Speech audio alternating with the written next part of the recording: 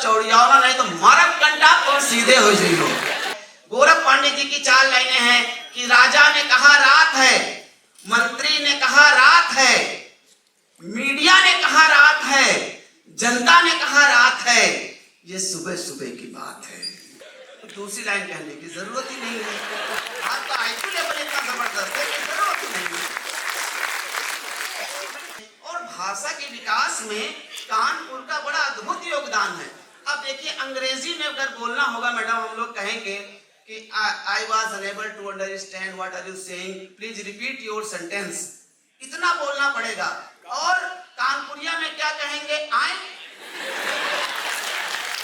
एक आए में कितनी ताकत है सोचिए। अंग्रेजी के 4 सेंटेंस लग रहे हैं एक आए को रिप्रेजेंट करने में। ये हमारी हिंदी भाषा की ताकत है। अच्छा, हम लोग तो लखनऊ वाले हैं, हम लोग बड़े नाजुक और मुलायम लोग हैं। अगर किसी को झापड़ मारना होगा तो हमारे लखनऊ में कहा जाएगा कि मोहतरमा, अगर आप इजाजत दें तो आपके सुर्ख रुखसारों पर एक थप्पड़ रसीद करने की जहमत उठाऊं।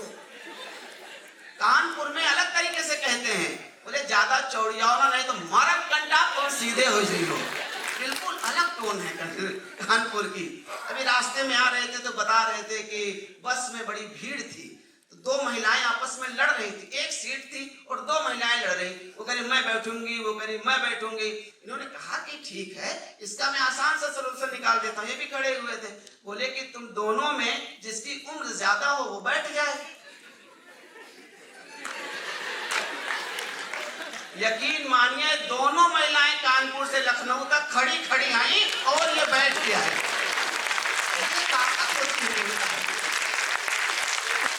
ये व्यक्ति की ताकत होती है। एक बार अपनी बीबी की चाटुकारिता में इन्होंने बोल दिया कि तुम जो कहो मैं वो कर सकता हूँ। चाटुकारिता में लगे हुए थे उस दिन, हम लोग भी कभी कभी कर देते हैं। बोला तुम जो कहो मैं वो कर दूंगा। अच्छा, मेरे लिए जिंदा शेर लेकर के आओ। तो कहे कि जिंदा शेर तो मैं नहीं ला सकता हूँ, लेकिन तुम और कुछ कहो मैं कर दूंगा जरूर। बोला ठीक है, अपना फेसबुक चेक कराओ।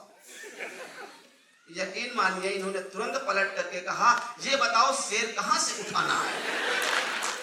ऐसी स्थिति हो जाती। अचानक अगर पत्नी आपका मोबाइल ऐसे पकड़ ले और उसका लॉक कोड खोल दे तो इसे भी छोटी मोटी सर्जिकल स्ट्राइक से कम नहीं समझना चाहिए।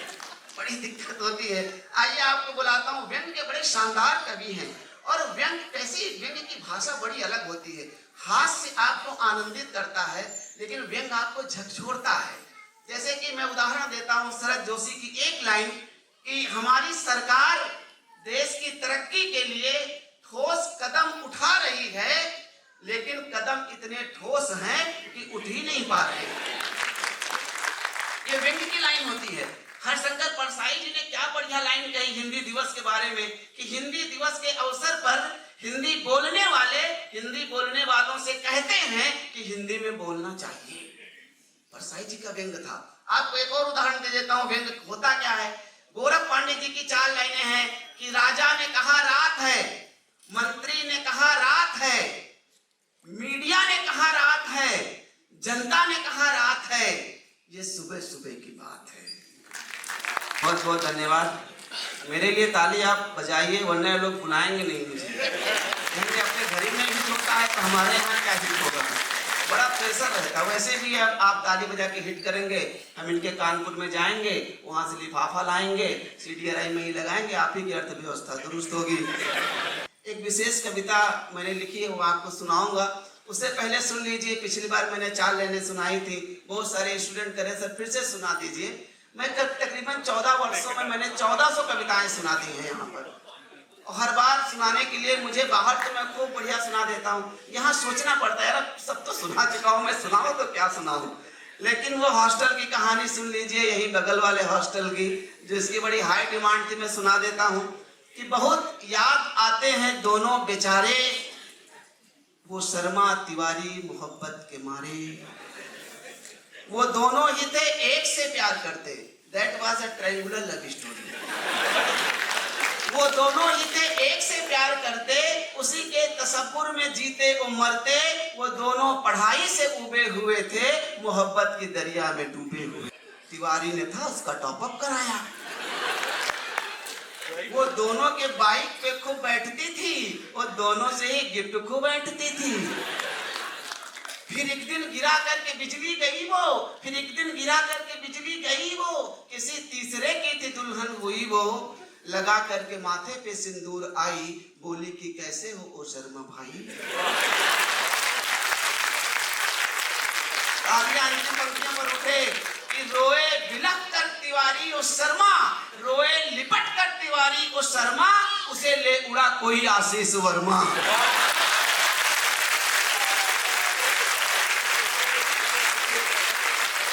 यही असलियत है।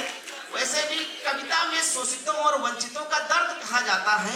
यही कारण है कि मैं रिसर्च स्कॉलर्स पे कविताएं लिखता हूँ, आपका दर्द कहता हूँ। एक कविता विशेष सुनाता हूँ, बस 5 मिनट की कविता है, उसके बाद मैं आपको बुला लूंगा। और ये आपकी कविता है, शायद किसी और इंस्टीट्यूट में इसको सुना भी नहीं सकता हूँ, किसी कवि सम्मेलन के मंच में भी नहीं सुना सकता हूँ, ये सिर्फ प्योर आपके लिए लिखी है।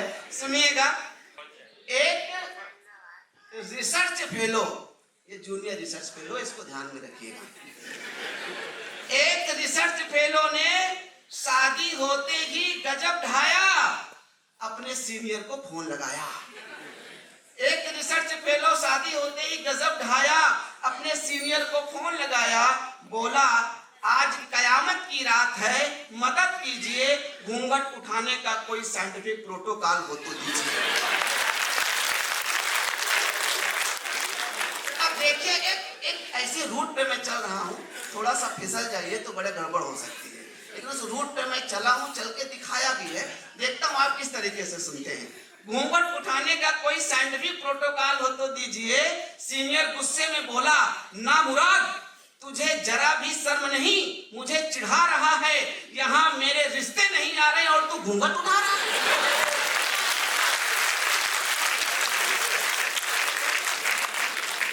अब तो गाइड से तेरा ब्रेकअप हो जाएगा, घूंघट उठाने वाले सुल्तान, देखता हूँ थीसिस कैसे उठाएगा। दिल में ले लिया सीनियर, जूनियर की शादी हो गई, थीसिस कैसे उठाएगा।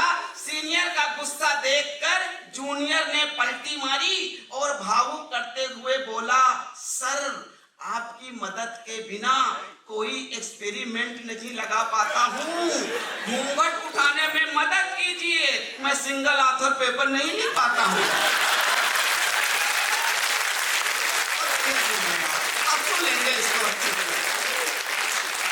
मैं सिंगल ऑथर पेपर नहीं लिख पाता हूँ। पेपर का ऑफर सुनते ही सीनियर पिघल गया। पेपर का ऑफर सुनते ही सीनियर पिघल गया, बर्फ की तरह गल गया। उसने तुरंत राखी सावंत एटाल का पेपर फॉरवर्ड किया। उसने तुरंत राखी सावंत एटाल का पेपर फॉरवर्ड किया और बोला, इसे ठीक से पढ़ लेना, उसके अनुसार अपना प्रोटोकॉल गढ़ लेना, उसके बाद घूंघट का स्पेसिफिकेशन चेक कर लेना, मशीन की कंडीशन चेक कर लेना। तालियां रोक के रखिएगा। मशीन की कंडीशन चेक कर लेना, डेटा की क्वालिटी पर आंच न आए, इसलिए कैलिब्रेशन चेक कर लेना।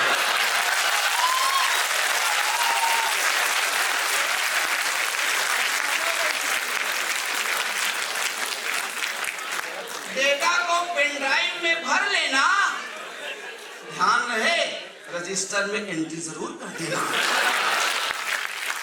रजिस्टर में एंट्री जरूर कर देना। जूनियर ने सीनियर की सलाह के अनुसार एक्सपेरिमेंट लगाया, इधर पत्नी ने घूंघट की जगह बेलन उठाया। इधर पत्नी ने घूंघट की जगह बेलन उठाया, उसे सूतने की तैयारी हो गई थी, कूटनीति शोध नीति पर भारी हो गई थी। वो जान बचाकर भागा, मैंने कहा बच गया अभागा, फिर वो वहां नहीं दिखा, लेकिन उसने लैब आके रिसर्च पेपर लिखा। Adverse effect of marriage on घूंघट एंड बेलन, अ सेंटिमेंटल स्टडी।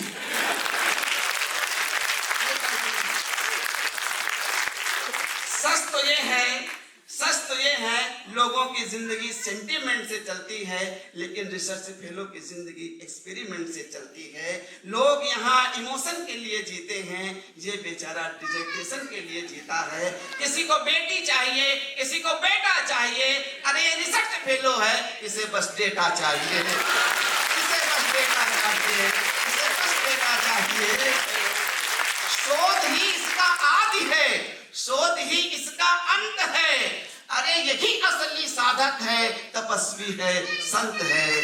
साधक है, तपस्वी है, संत है। साधक है, तपस्वी है, संत। बहुत ही शानदार कवि सम्मेलन हुआ और आपकी जो बड़ी मशहूर पंक्तियां हैं वहां पे नहीं पढ़ी। आप सबके मोबाइल पर वीडियो जरूर आया होगा। बहुत सारे कवियों ने पढ़ी, डॉक्टर कुमार विश्वास, सरेश थोड़ा सा कोई ऐसा कवि जो शायद ना पढ़ता उन पंक्तियों को, वो मैं आपको सुना देता हूँ। आप ही की पंक्तियां हैं कि कितना शरीफ शख्स है पत्नी पे फिदा है, कितना शरीफ शख्स है पत्नी पे फिदा है, उस पर कमाल ये है कि अपनी पे फिदा है। बड़ी मशहूर आपकी देखो ऐसा है कि इतनी नहीं है आगे सुना दीजिए। खड़े रहो। कितना शरीफ शख्स है पत्नी पे फिदा है, और उस पे कमाल ये है कि अपनी पे फिदा है। तो मैंने जवाब दिया उसका, अपनी बात का, कि मैं भी जान छिड़क सकता हूँ तेरी वाली जूली पर, लेकिन डर है अपनी वाली लटका देगी सूली पर।